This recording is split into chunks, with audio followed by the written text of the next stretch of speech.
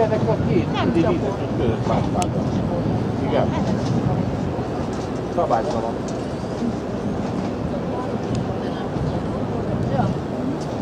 So, auf der linken Seite die Häuser, die großen, das ist eine Schule, Designschule, Hochschule Design. Und dann weiter das kleine gelbe Häuschen links in der Nische mit dem heiligen Nepomuk, das ist Teil des Hotels Four Seasons. Das hintere moderne Haus gehört auch noch dazu, also damals wo Nepomuk ins Wasser gestürzt wurde.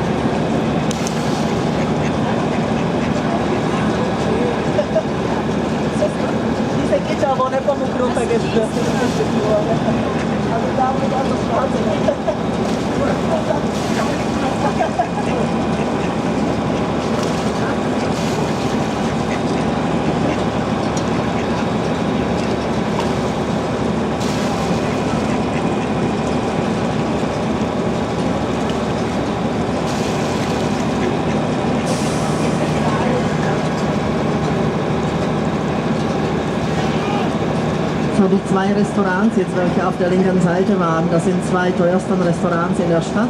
Ist nicht da. Wird desinfiziert und renoviert und kommt wieder im September.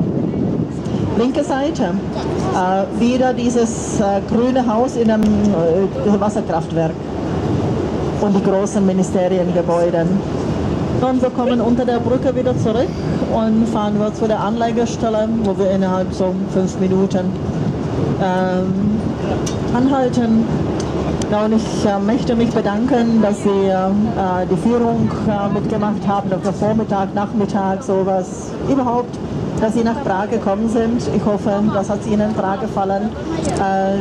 Es konnte man natürlich nicht alles zeigen innerhalb eines Tages, aber ich denke, das ist nur eine Vorspeise für einen längeren Aufenthalt, dass alle sagen, Prag ist eine Reise wert und noch mal irgendwann kommen.